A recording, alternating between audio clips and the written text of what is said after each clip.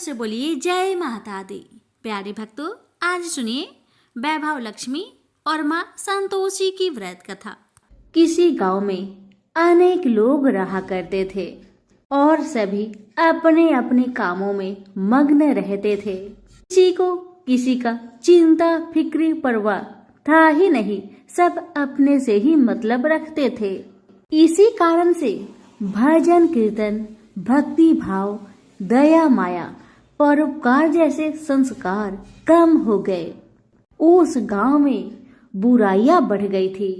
शराब, जुआ, रेस, व्यभिचार, चोरी डकैती वगैरह बहुत गुना शहर में होता रहता था। इसके बावजूद उस गांव में कुछ अच्छे लोग भी रहा करते थे। ऐसे ही लोगों में शीला और उनके पति की गृहस्थी मानी जाती थी। शीला बहुत धार्मिक प्रवृत्ति की थी और उसका स्वभाव संतोषी था। उनका पति भी विवेकी और सुशील था। शीला और उसका पति कभी किसी की बुराई नहीं किया करते थे और प्रभु भजन में अच्छी तरह समय व्यतीत करते थे। शहर के लोग उनकी गृहस्थी की सराहना करते थे। देखते ही देखते दिन बीतने लगा, समय बदल गया। शीला का पति बुरे लोगों से दोस्ती कर बैठा। अब होना क्या था वो तो हम सभी जानते हैं। अच्छे संगति का असर हमेशा अच्छा ही होता है, बुरा संगति का असर हमेशा बुरा ही होता है। इसलिए हमें हमेशा अच्छे संगति से संगत रखना चाहिए, बुरे से नहीं।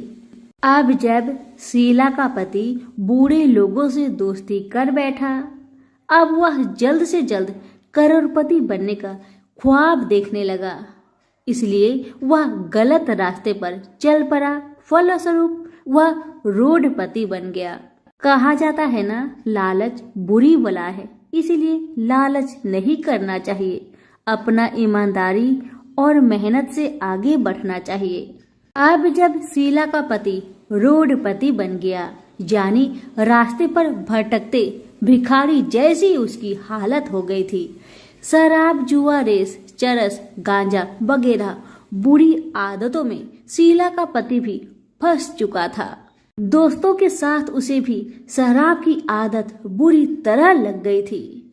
इस प्रकार उसने अपना सब कुछ रेस जुए में गवा दिया। अब तो शीला अपने पति के बर्ताव से बहुत दुखी रहने लगी, किंतु उसे भगवान पर भरोसा था कि सब कुछ ठीक हो जाएगा। यही सोचकर वह अपने पति के बुरे बर्ताव को सहने लगी। शीला अपना अधिकांश समय प्रभु की भक्ति में बिताने लगी।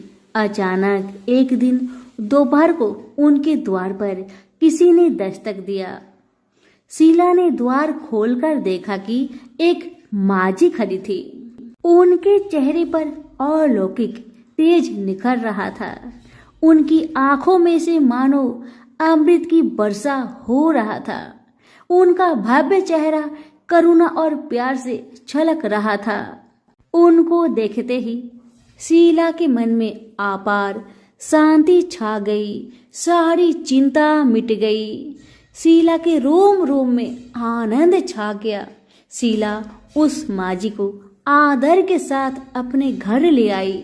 दुख का बात यह था कि शीला के घर में बैठाने के लिए कुछ भी नहीं था कि माजी को किस पर बैठाया जाए। बेचारी यह सोच विचार के उसने एक सकुचाकर एक फटी हुई चादर पर उनको बिठाया और शीला ने कहा, माजी, मेरे घर में और कुछ भी नहीं है जो मैं आपको बैठा सकूं, इसलिए माँ मुझे माफ करना, मैं आपको फटी हुई चादर पर बैठा रही हूँ। माँ तो शीला की बातों से मंद मंद मुस्कुरा रही थी। माँ तो शीला की हर कहानी को जानती थी कि उसका पति उसके साथ कैसा व्यवहार कर रहा है।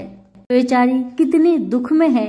शीला के बातें सुन माजी प्रेम भरी शब्दों से बोली, शीला, क्यों मुझे तुमने पहचाना नहीं? हर शुक्रवार को लक्ष्मी जी के मंदिर में भजन कीर्तन के समय मैं ही तो वहां आती हूँ। इसके बावजूद शीला कुछ नहीं समझ पा रही थी। फिर माँ जी ने कहा, तुम बहुत दिनों से मंदिर नहीं आ रही हो, अतः मैंने सोचा चलो मैं ही देख लेती हूँ। माँ जी के अति प्रेम भरे शब्दों से शीला का हृदय पिघल गया। उसकी आंखों में आंसू आ गए और वह बिलख बिलख कर जोर जोर से रोने लगी। शीला को रोते देखकर माँ जी ने कहा, बेटी, सुख और दुख तो धूप और छाव जैसे होते हैं। धैर्य रखो बेटी, धैर्य रखो। और तुझे क्या परेशानी है, मुझे सारी परेशानी बता दे।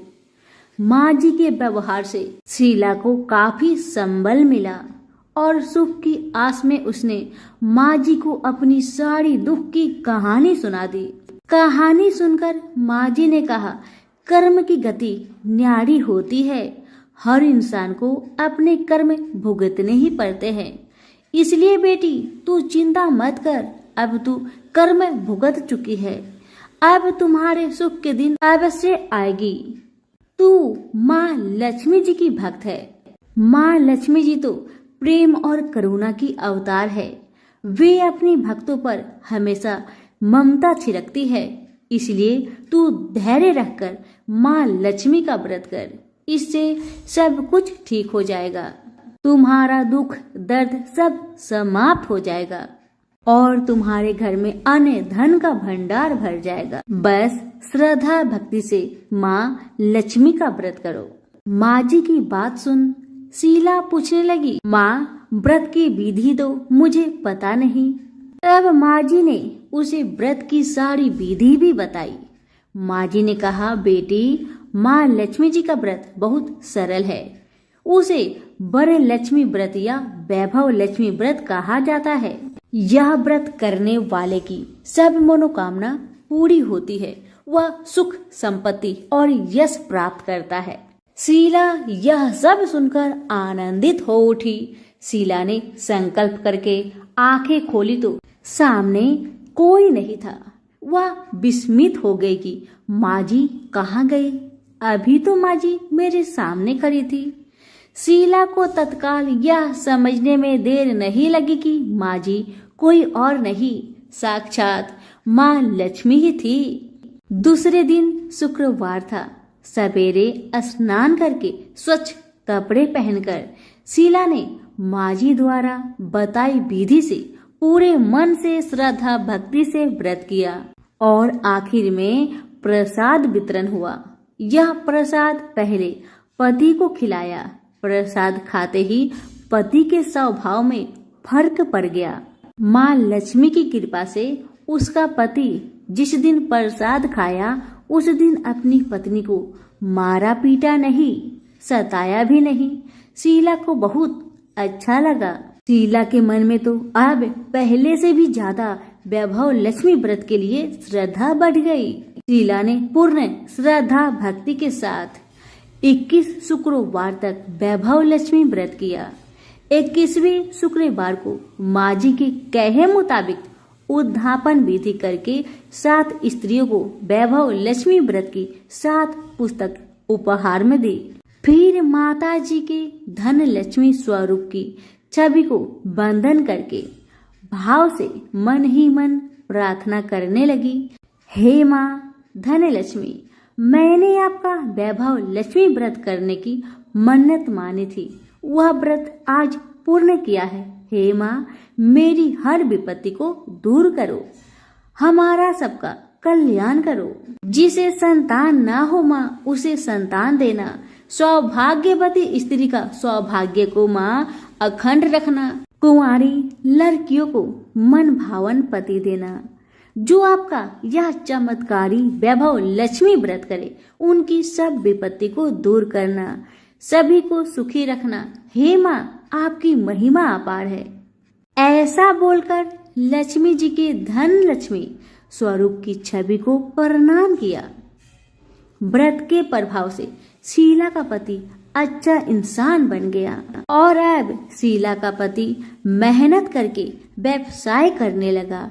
उसने तुरंत शीला की गिरवी रख के गहने छुरा लिए। घर में धन की बाढ़ सी आ गई। घर में पहले जैसी सुख शांति छा गई। वैभव लक्ष्मी व्रत का प्रभाव देखकर मोहल्ले की दूसरी स्त्रियां भी विधि पूर्वक वैभव लक्ष्मी व्रत करने लगी। सभी प्रेम से बोले, वैभव लक्ष्मी माता की जय हो। आइए अब जानते हैं वैभव लक्ष्मी व्रत का उद्यापन विधि। 7, 11 या 21 जितने भी शुक्रवार की मन्नत मांगी हो उतने शुक्रवार तक यह व्रत पूरी श्रद्धा तथा भावना के साथ करना चाहिए। आखिरी शुक्रवार को इसका शास्त्रीय विधि के अनुसार उद्यापन करना चाहिए। आखिरी शुक्रवार को प्रसाद के लिए खीर बनानी चाहिए। जिस प्रकार हर शुक्रवार को हम पूजन करते हैं वैसे ही करना चाहिए। पूजन के बाद माँ के सामने एक श्रीफल फोड़े, फिर कम से कम 7 कुंवारी कन्या या सौभाग्यशाली स्त्रियों को कुमकुम का तिलक लगाकर माँ वैभव लक्ष्मी व्रत कथा की किताब की एक प्रति उपहार में देनी चाहिए और सबको खीर का प्रसाद देना चाहिए। इसके बाद माँ लक्ष्मी जी को श्रद्धा सहित प्रणाम करना चाहिए। फिर माता जी के धन लक्ष्मी स्वरूप की छवि को वंदन करके भाव से मन ही मन प्रार्थना करें, हे माँ धन लक्ष्मी, मैंने आपका वैभव लक्ष्मी व्रत करने की मन्नत मानी थी। यह व्रत आज पूर्ण किया है। हे माँ, हमारी मनोकामना पूर्ण करे, हमारी हर विपत्ति को दूर करे, हम सबका कल्याण करे। जिसे संतान ना हो उसे संतान देना, सौभाग्यवती स्त्री का सौभाग्य अखंड रखना, कुंवारी लड़की को मन भावन पति देना। जो आपका यह चमत्कारी वैभव लक्ष्मी व्रत करे उनकी सब विपत्ति दूर करना, सभी को सुखी करना। हे माँ, आपकी महिमा अपार है, आपकी जय हो। ऐसा बोलकर लक्ष्मी के धन लक्ष्मी स्वरूप की छवि को प्रणाम करे। सभी प्रेम से बोलिए, वैभव लक्ष्मी माता की जय हो। कथा इस प्रकार है।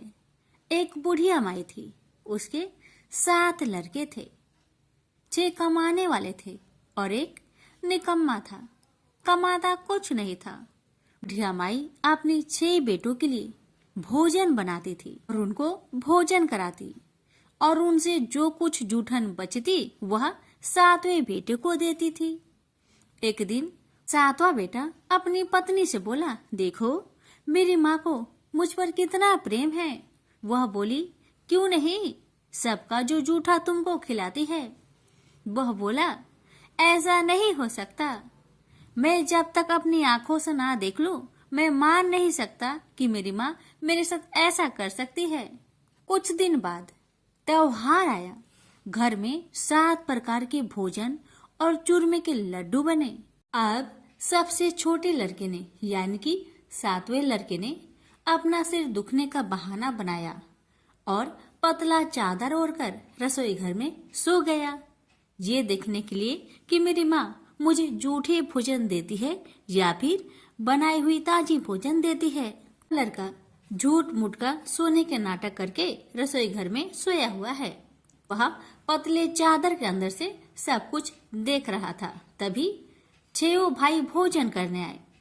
उसने देखा माँ ने उनके लिए सुंदर आसन बिछाया, नाना प्रकार की रसोई परोसी और आग्रह करके उन्हें जिमाया और वह देखता रहा। तब 6 भाइयों ने भोजन करके उठा। तब माँ ने क्या किया कि उनकी बची हुई भोजन, जूठी भोजन थालियों में से इकट्ठा करके सभी लड्डुओं के टुकड़ों को उठाकर एक लड्डू बनाया और सभी जूठन को साफ करके बुढ़िया ने अपने सबसे छोटे लड़के को पुकारा, बेटा 6 भाई भोजन करके चले गए, अब तू ही बाकी है, उठ और खाना खा ले।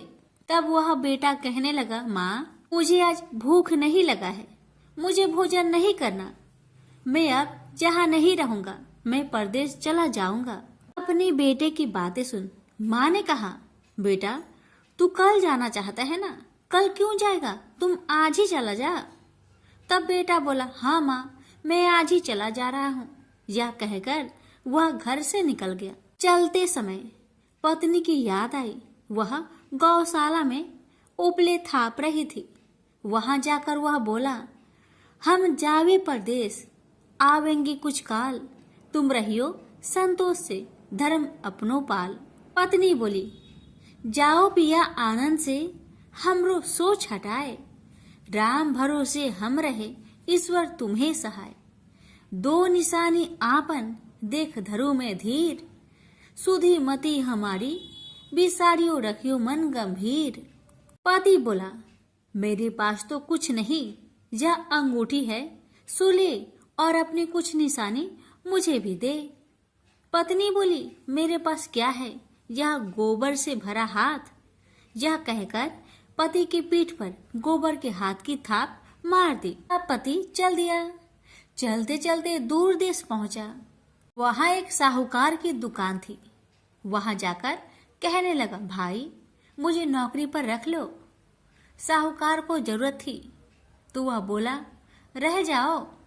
लड़के ने पूछा, तनख्वाह क्या दोगे? तो साहूकार ने कहा, तुम्हारा काम देखकर तब हम दाम देंगे। साहूकार की नौकरी मिली। वह सुबह 7 बजे से 10 बजे तक नौकरी करने लगा। कुछ दिनों में दुकान का सारा लेन देन, हिसाब किताब, ग्राहकों को माल बेचना, सारा काम करने लगा। साहूकार के 7-8 नौकर थे। वे सब चक्कर खाने लगे। यह तो बहुत होशियार बन गया है। सेठ ने भी काम देखा और 3 महीने में ही उसे आधे मुनाफे का हिस्सेदार बना लिया। वह कुछ वर्ष में ही नामी सेठ बन गया और मालिक सारा कारोबार उस पर छोड़कर चला गया। इधर पति की अनुपस्थिति में उसकी पत्नी को सास ससुर दुख देने लगे। सारी गृहस्थी का काम करा के उसे लकड़ी लेने जंगल में भेजते हैं। इस बीच घर के आटे से जो भूसी निकलती, उसकी रोटी बनाकर रख दी जाती और उसके साथ ही फूटे नारियल की नारेली में पानी। एक दिन वह लकड़ी लेने जा रही थी। रास्ते में बहुत सी स्त्रियां संतोषी माता की व्रत करते दिखाई दी। वह लड़की खड़ी होकर कथा सुनने लगी और पूछा, बहनों तुम किस देवता की व्रत करती हो और उसके करने से क्या फल मिलता है? यदि तुम इस व्रत का विधान मुझे समझाकर कहोगी तो मैं तुम्हारा बड़ा एहसान मानूंगी। तब उनमें से एक स्त्री बोली, सुनो बहन, यह संतोषी माता का व्रत है। इसके करने से निर्धनता, दरिद्रता का नाश होता है और जो कुछ मन में कामना हो सब संतोषी माता की कृपा से पूरी होती है। तब उसने उससे व्रत की विधि पूछी। वह भक्तिनी स्त्री बोली, 1.25 आने का गुड़ चना लेना, इच्छा हो तो 5.25 आने का लेना, या फिर 1.25 रुपए का भी सहूलियत के अनुसार लाना। बिना परेशानी और श्रद्धा व प्रेम से जितना भी बन पड़े सवाया लेना। प्रत्येक शुक्रवार को निराहार रहकर कथा सुनना। इसके बीच कर्म टूटे नहीं, लगातार नियम पालन करते रहना। सुनने वाला कोई न मिले तो घी का दीपक जला उसके आगे या जल के पात्र के सामने रखकर कथा कहना। जब कार्य सिद्ध न हो नियम का पालन करना और कार्य सिद्ध हो जाने पर व्रत का उद्यापन करना। 3 मास में माता फल पूरा करती है। यदि किसी के ग्रह खोटे भी हो तो भी माता वर्ष भर में कार्य सिद्ध करती है। फल सिद्ध होने पर उद्यापन कर लेना चाहिए, बीच में नहीं। उद्यापन में 2.5 सेर आटे का खाजा तथा इसी परिमाण में खीर तथा चने का साग करना। 8 लड़कों को भोजन कराना। जहाँ तक मिले देवर जेठ भाई बंधु के हो, न मिले तो रिश्तेदारों और पास पड़ोसियों को बुलाना। उन्हें भोजन करा, यथाशक्ति दक्षिणा दे। माता का नियम पूरा करना। उस दिन घर में खटाई न खाना। यह सुन बुढ़िया माई के लड़के की बहू चल दी। रास्ते में लकड़ी की बोझ को बेच दिया और उन पैसों से गुड़ चना ले माता की व्रत की तैयारी कर आगे चली और सामने मंदिर देखकर पूछने लगी, यह मंदिर किसका है? सब कहने लगे, संतोषी माता का मंदिर है। यह सुनकर माता के मंदिर में जाकर चरणों में लौटने लगी, दीन हो विनती करने लगी, माँ मैं निपट अज्ञानी हूँ, व्रत के कुछ भी नियम नहीं जानती, मैं दुखी हूँ। हे माँ जगत जननी मेरा दुख दूर कर, मैं तेरी शरण में आई हूँ। माता को दया आई। एक शुक्रवार बीता कि दूसरे को उसके पति का पत्र आया और तीसरे शुक्रवार को उसका भेजा हुआ पैसा आ पहुंचा। यह देख जेठ जेठानी मुंह से डोकने लगी, लड़के ताने देने लगे, काकी के पास पत्र आने लगे, रुपया आने लगा। अब तो काकी की खातिर बढ़ेगी। बेचारी सरलता से कहती, भैया कागज आवे रुपया आवे, हम सब के लिए अच्छा है। ऐसा कहकर आंखों में आंसू भरकर संतोषी माता के मंदिर में आ मातेश्वरी के चरण में गिरकर रोने लगी, माँ मैंने तुमसे पैसा कब मांगा है माँ?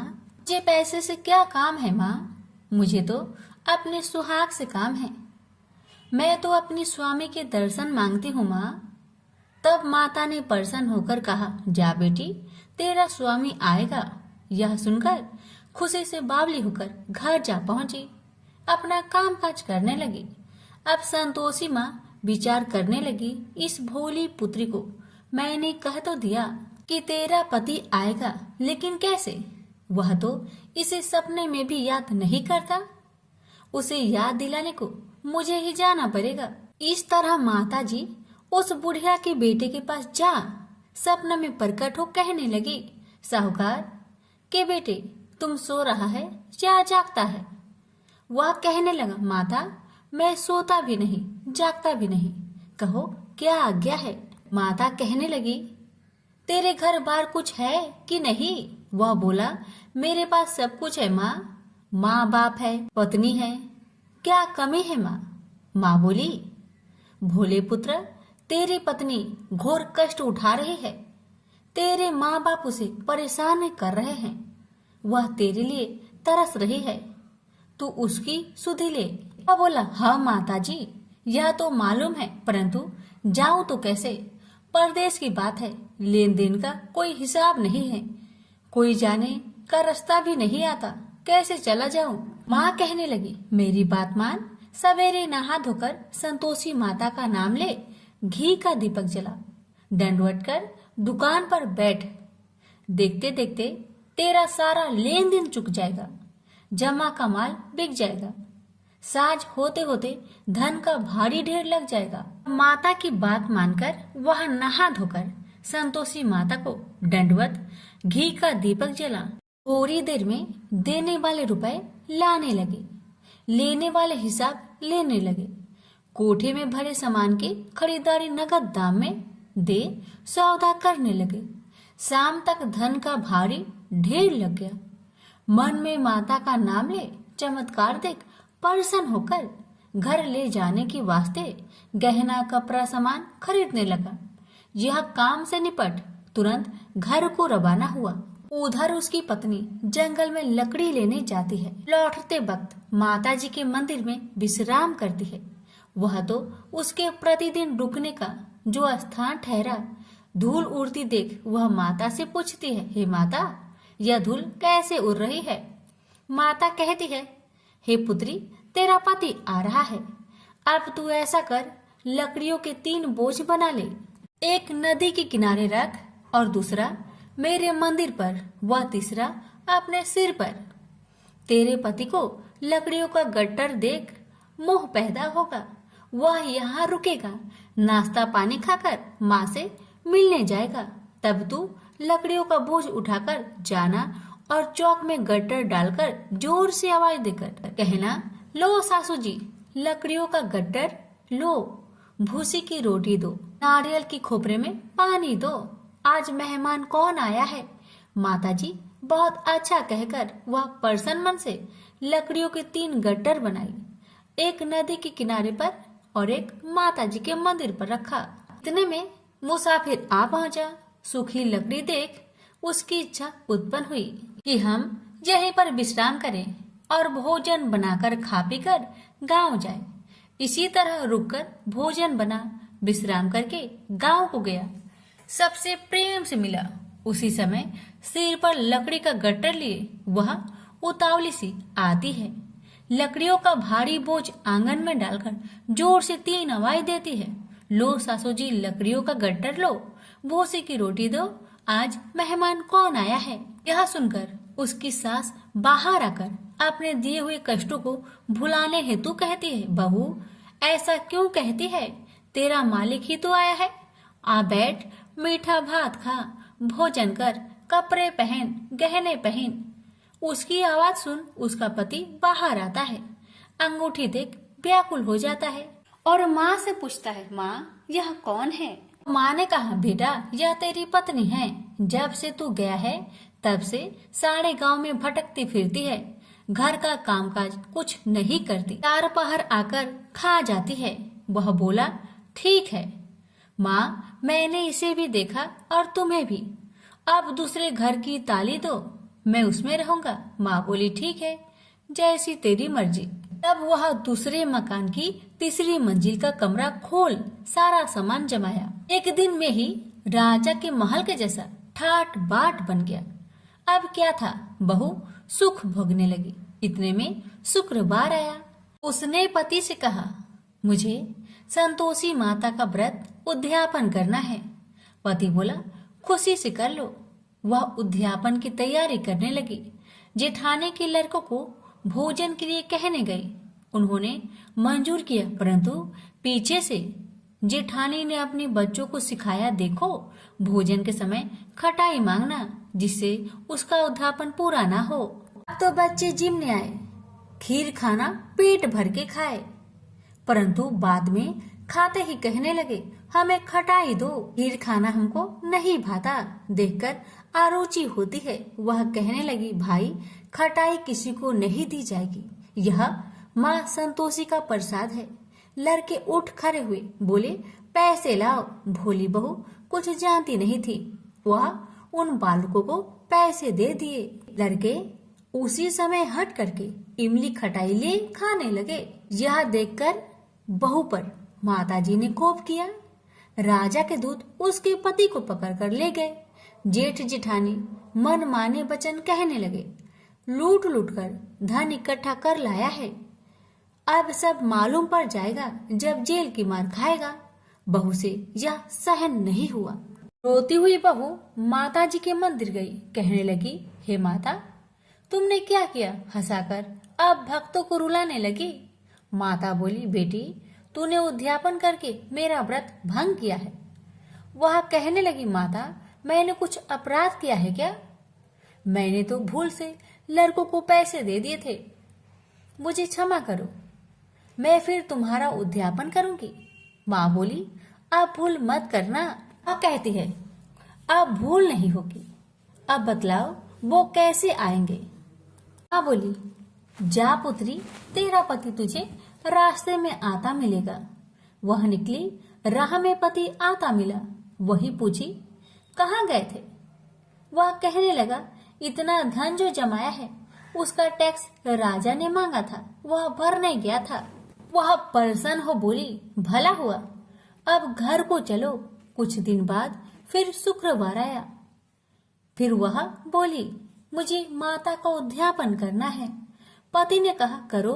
पत्नी फिर जेठ के लड़कों को भोजन को कहने गई। ठानी ने 1-2 बातें सुनाई। सब लड़कों को सिखाने लगी, तुम सब लोग पहले ही खटाई मांगना।